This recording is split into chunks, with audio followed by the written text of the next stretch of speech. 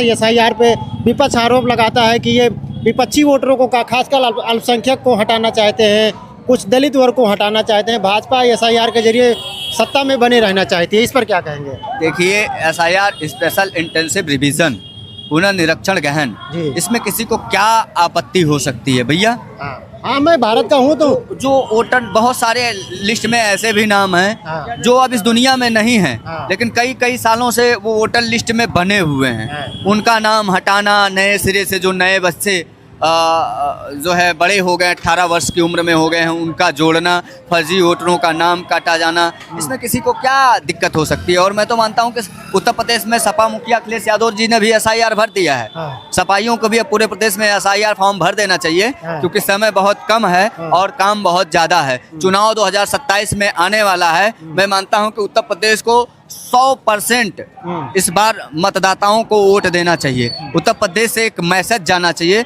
जनास्था का एक महापर्व होता है लोकतंत्र, और लोकतंत्र का यह पर्व होता है चुनाव, और उस चुनाव में ज़्यादा से ज़्यादा सहभागीदारिता उत्तर प्रदेश ले तो हम सभी संत समुदाय को बहुत अच्छा लगेगा। इसलिए SIR जो भरा जा रहा है, इसमें उत्तर प्रदेश की जनता जागरूक हो, बढ़ चढ़कर हिस्सेदारी ले, फर्जी वोटरों का नाम कटे, नए सिरे से वोटरों का नाम जुड़े, जो नहीं है उनके भी नाम कटें, और जिनके 2-2, 3-3 जगह वोट हैं उनके भी नाम कटे। बहुत अच्छी चीज़ है, लेकिन देश में बार बार लोगों को भड़काने के लिए, सही चीज़ों को भी गलत साबित करने के लिए तमाम राजनीतिक दलें बार बार इस प्रकार के हथकंडे अपनाती हैं, और देश में माहौल ख़राब करने के लिए संस्थाओं के खिलाफ, जो है सरकारों के खिलाफ काम करती हैं। ये ठीक बात नहीं है, किसी को भड़काना नहीं चाहिए। अपितु उत्तर प्रदेश सहित पूरे देश की जनता जागरूक है।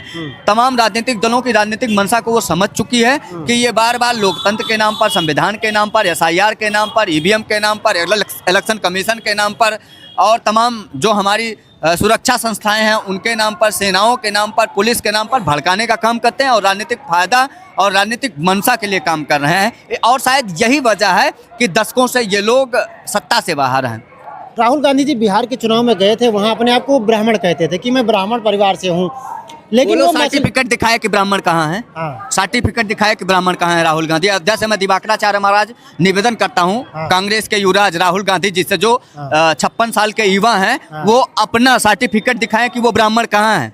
इससे पूरे देश में ब्राह्मणों को जो है आपत्ति है। मछली पकड़ रहे थे वहाँ, वो दिखाएं ना कि कौन सा ब्राह्मण मछली खाते हुए घूम रहा है।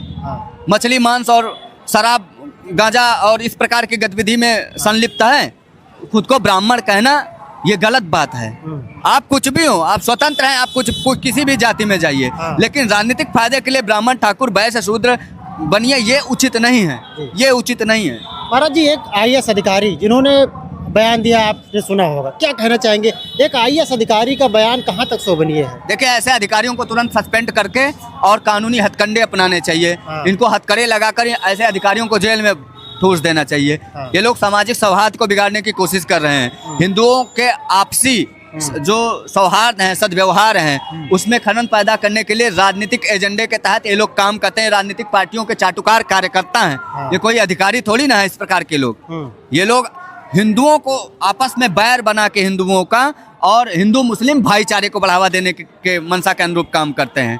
हिंदू भाई भाई के लिए नहीं काम करते हैं। ऐसे अधिकारियों के ऊपर कार्यवाही करनी चाहिए सरकार को। हिंदू राष्ट्र पे, आखिरी में हिंदू राष्ट्र पे क्या कहना चाहेंगे आप? जिस तरह से हिंदू राष्ट्र की मांग उठती जा रही है, जैसा भी बंगाल का जब से मामला आया TMC के विधायक के द्वारा, तो जो हिंदू संगठन है वो आप धीरे धीरे प्रधानमंत्री जी से भी यह मांग कर रहे हैं कि भारत को हिंदू राष्ट्र घोषित कर देना चाहिए। कानूनी किताब में हिंदू राष्ट्र लिख देने से कभी हिंदू राष्ट्र नहीं बन पाएगा।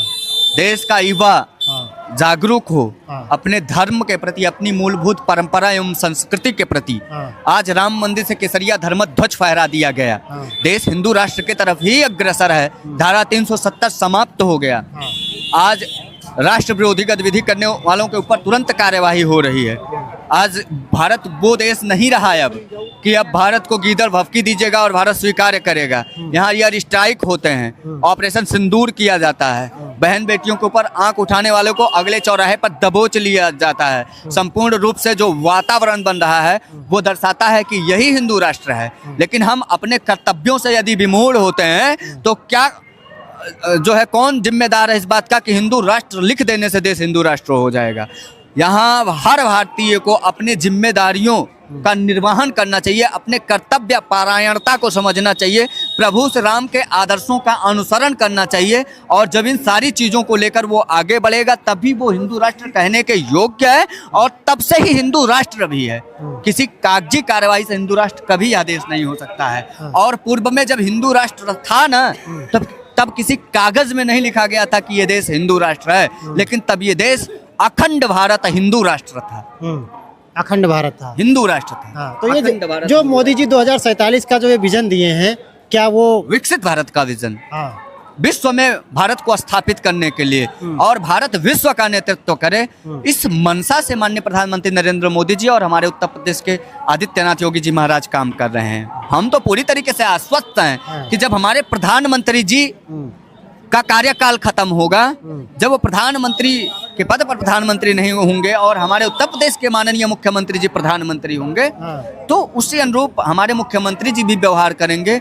जिन आदर्शों को स्थापित करने के लिए प्रधानमंत्री जी ने निरंतर सेवा दिया है, निरंतर कार्य किया है, एक अच्छे उत्तराधिकारी के रूप में हमारे माननीय मुख्यमंत्री जी प्रधानमंत्री जी के तौर पर देखे जाते हैं। तो हम लोग आश्वस्त हैं कि माननीय प्रधानमंत्री जी का जो विजन है कि 2047 तक भारत विकसित हो जाए, स्वच्छ हो जाए, स्वतंत्र हो जाए, संकल्पित हो जाए अपनी परंपराओं के लिए, और देश तीव्रता से हर क्षेत्र में अग्रसर हो पाए, उसका ध्येय पूरा करने का काम हमारे माननीय मुख्यमंत्री आदित्यनाथ योगी जी महाराज भी करेंगे। चलिए, बहुत बहुत धन्यवाद महाराज।